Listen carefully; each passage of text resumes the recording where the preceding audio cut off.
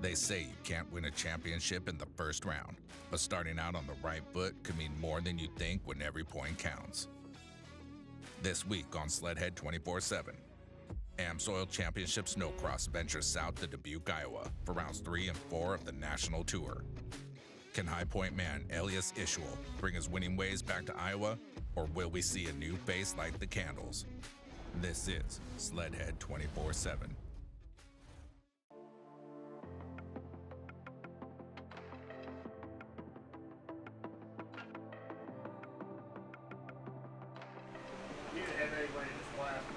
So moving from pro light to the pro class has been a big learning experience for me. A lot of fast guys, and you can't make as many mistakes as you do in the pro light class. If you make one mistake in pro class, there's 3 guys on you like right now, and everybody keeps a fast pace the entire race. It's a longer race, but I'm learning and I'm having fun, and it's just awesome to be able to keep the pace with those guys.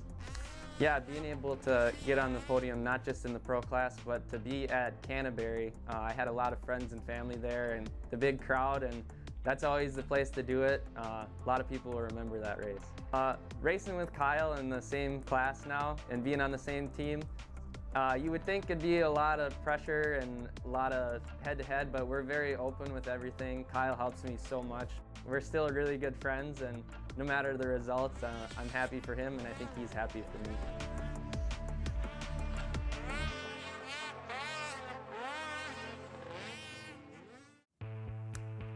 Yeah, so last weekend was the first weekend of the new season, and it was actually a really strong weekend for me. I ended up getting a 9th and a 6th in the finals. It was a little short on my goals, but my riding was strong, and I did everything I could.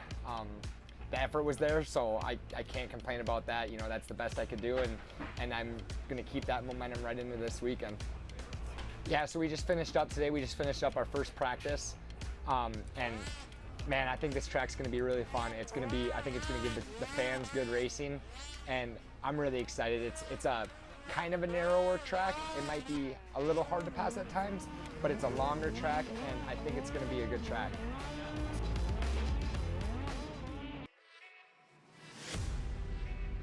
Hey guys, Logan Christian here, number 43 on the Shearing Speed Sports sled, and we're here in Dubuque, Iowa this weekend. Yeah, for my whole career I've been on Arctic Cat, and this year switching to Ski-Doo is a big change, but Shearing Speed Sports and Ski-Doo welcomed me with open arms, and it's been going super smooth. Just got to get the results this weekend, but the transfer was super smooth and super easy, and I'm thankful that I had the opportunity to come to some fast Ski-Doo sleds. The track's fun this weekend. They tried to put a little chicane in there that's going to make the racing different. It's fun, they're trying something different and everything, and first practice got done, and the track was pretty one-lined, but I think throughout the night it'll get groomed up well and be a good racy track. Yeah, with Hunter's crash last weekend in the final, it was, you know, I was on the practice track this week by myself and stuff, but he's healed up. It seemed like the first practice went all right for him, and he's feeling good, so it's fun to have both of us pros going hard in the trailer and going into the weekend with 2 strong guys. Yeah, so last week Hunter, he was involved in a pretty serious crash just by himself. He was the cause of the red flag in the final. He kind of passed out, he lost consciousness. He was pretty close to death, I would say.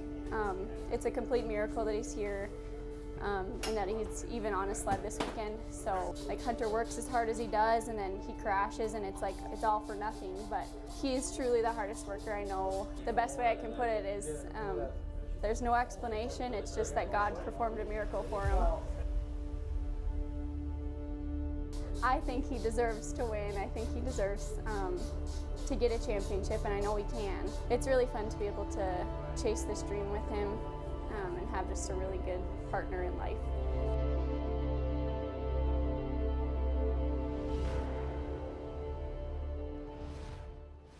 When we return, the AmSoil Pro class approaches the start line for round 3. But first, we're taking you inside the BRP race shop, where Ski-Doo race sleds are fitted for the most extreme of racing environments. Hello everyone, my name is Jeff Leclerc. I am the BRP race manager, and today I will give you a quick tour of our race shop.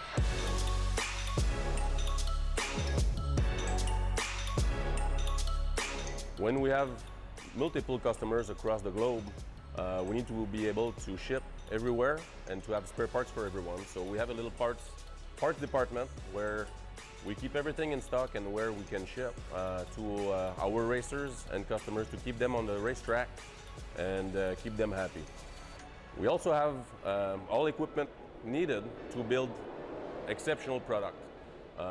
We have very knowledgeable people that are able to build and test everything that we want, everything that we need.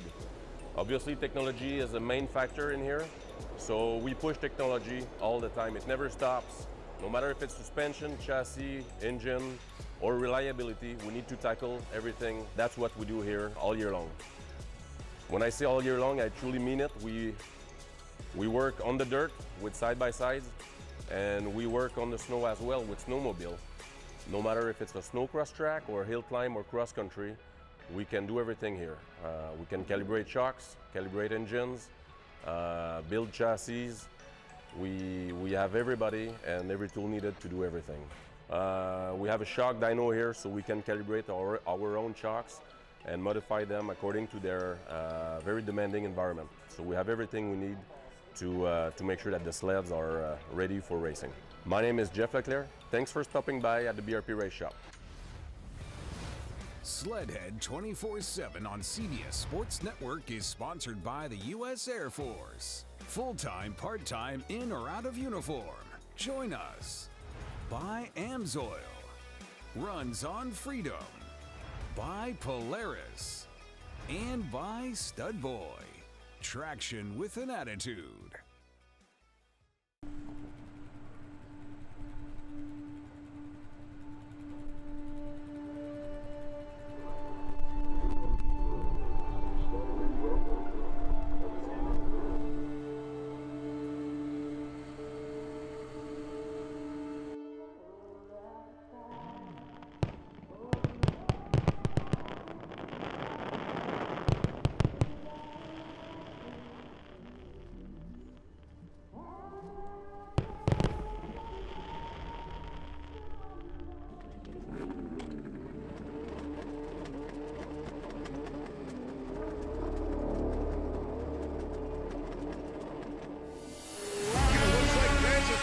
May have grabbed the Studboy hole shot. He had about a ski loop on everybody else coming off the starting line. He's got company coming to the outside, but he's going to hip check Travis Muller. Muller's now going to cross over, try to come to his inside as they work their way towards that 180-degree Arctic Cat corner.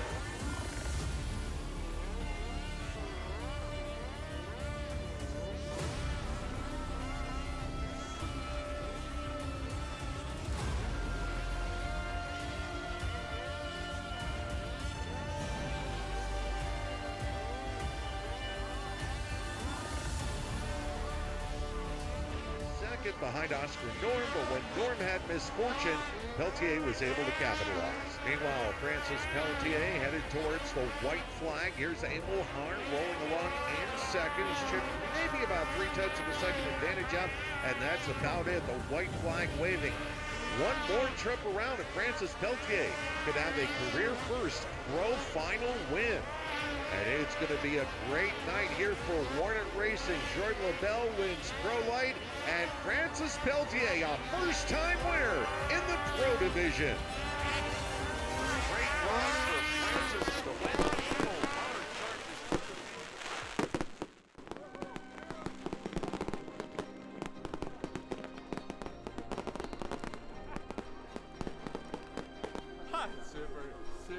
Super glad.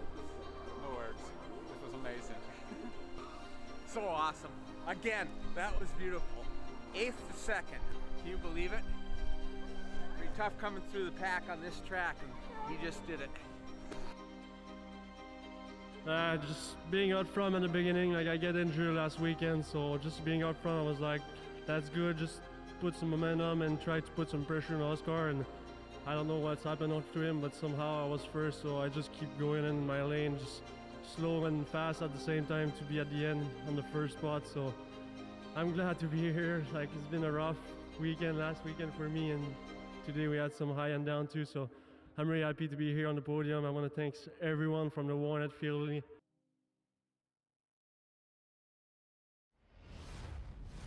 A monumental win for the Canadian rider and his team, Warner Racing Ski-Doo. The first career win is adversarial, but the second even more elusive. Though rare, a sweep wouldn't be uncharted territory for first-time winners. Find out what happens next. What we had seen in round 3 was a number of comeback stories for a bunch of them. Guys like Oscar Norum and Dan Benham, Jacob Bjork, proven pro winners that just didn't perform in the opening rounds. They had some kinks and bugs to work out. The comeback stories that we had is Francis Pelletier, a proven pro winner. He brought the heat. His first career pro win, a slew of pro podiums last year, but he was chasing that first win and it paid off big time. And the one rider who was really able to carry the consistency from Canterbury to Dubuque was Emo Har. Has not been off the podium. Hat trick of podium finishes for Emo.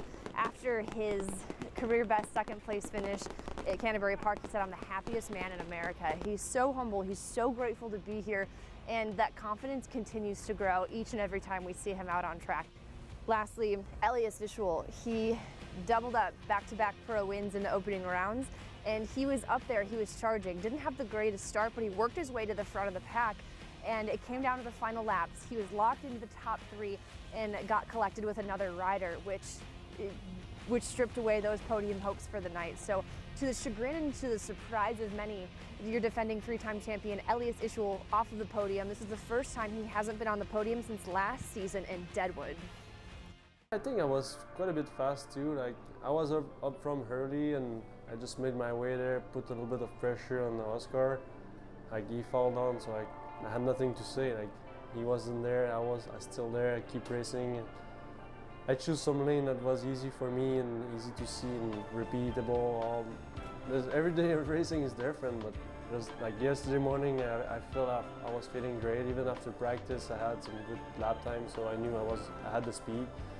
So coming today, I should have the speed again. I was in practice and be ready to race.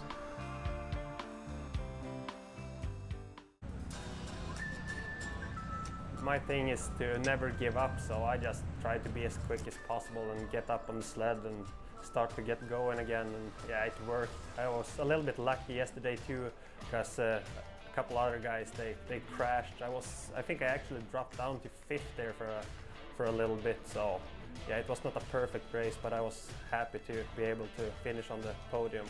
Yeah, we have a lot of ice in Sweden, but at the same time the tracks are way slower, like the speed is slower, and so that creates more lines, I think. The Canterbury style track, it was like wide open, and yeah, I don't like that, so I hope for a slower, rough track that creates more lines, actually.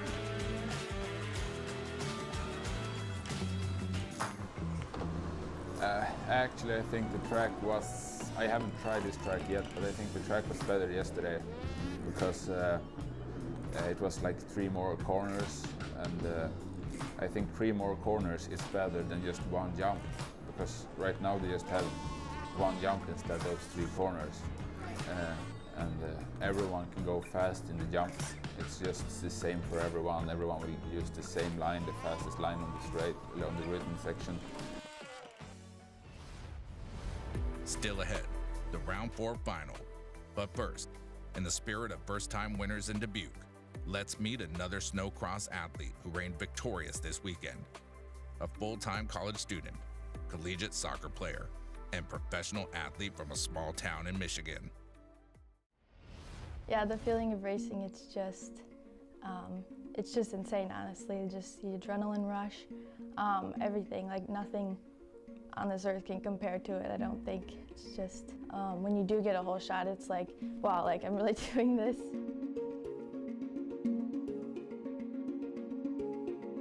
I'm a professional snowcross racer, full-time student athlete, so I go to school all year round. This school has allowed me to do that, play soccer, which I also love to do, and get to race snowcross. I race snowmobiles because it's just been a passion of mine ever since I started. My dad used to race a while back, and then so he introduced us to the sport. And actually leaving a race when I was 6 years old, my mom passed away. So it's kind of just been like carrying on thing that my whole family loved to do, but just taking it to the next level. So being a full-time student athlete and professional athlete, it's a lot, but I just keep looking towards my end goal. My end goal for my career is to be a nurse anesthetist, and for Snocross, I just keep looking forward to the start of the season and just keeping my eyes on hopefully winning a championship. And when things get hard, that's just what I think about. So I think my workload definitely, it kind of puts me at an advantage, but also a disadvantage, I guess, because everyone, all they kind of do is just, they train all year long and then they show up and they hop on their snowmobile. And for me, I have things going on all year round, like with school, and then while I'm racing, I still have school to focus on. But after Snocross is over, then I have soccer to focus on as well. So I guess it's not really a disadvantage. I kind of like the lifestyle that I live. I kind of think it's my dream life, honestly. Playing those long soccer games, it definitely puts me in amazing shape to race Snocross. I definitely feel like I have something to prove this year.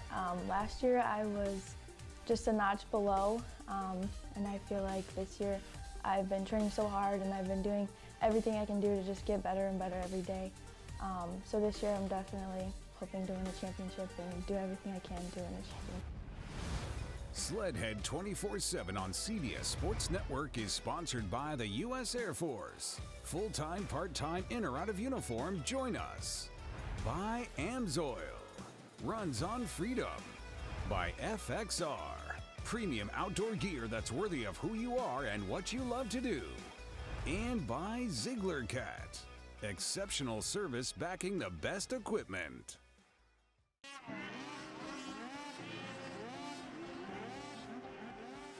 Benham, Travis Kern, Lincoln Lemieux, Emil Hard, Travis Muller, Aki Palaya, and we are off and running, and they are going to squeeze in 4 wide this time, making their way through. Oh, one sled contacted by another. That's Emil Hard getting into the mix there. That did not look good. We are going to keep you updated there. Hard contact.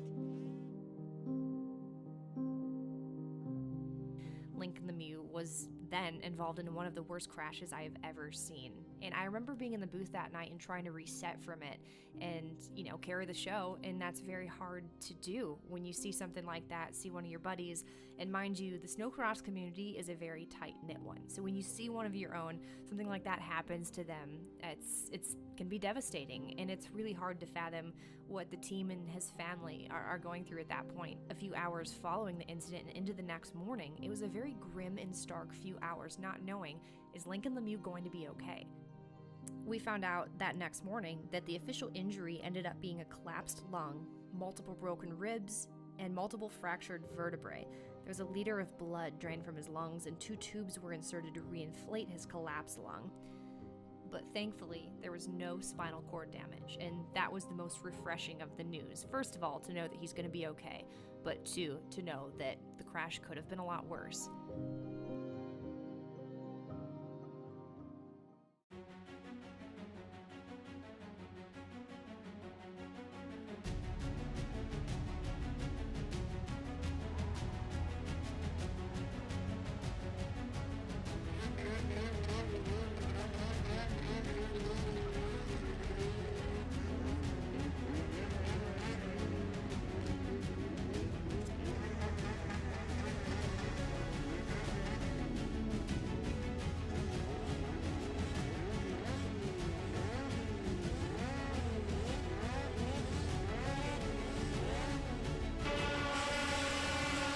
Away they go, charging their way down into the FXR turn. Francis Peltier and Elias Ishul right up there at the front of the field. Ishul nailing a start here, and Hunter Patno right in the mix. Patno trying to work his way past Elias here as they come over the AMSOIL finish line jump.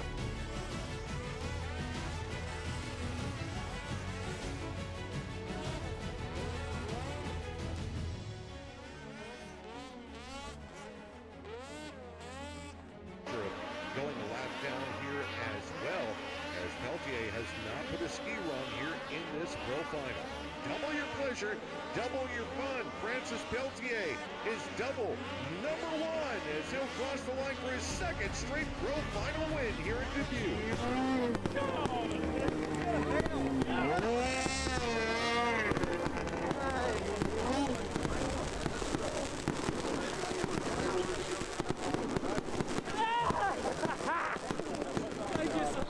Thank you so much. We'll be okay. Appreciate everything you did. We'll let them in here. You're on really race, man. Hey, thank you. Third, finally. I thought we were second, third at the finish. I was happy. A week ago today, I was laying in a hospital bed, laying on the track. That's awesome. Proud of him. Boy, God is good.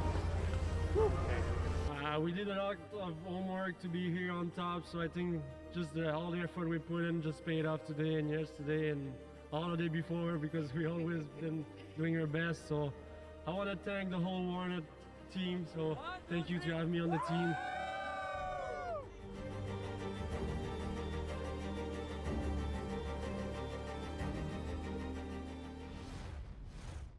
Next week, unseasonably warm temperatures and lack of snowfall have rerouted the tour to West Fargo, North Dakota.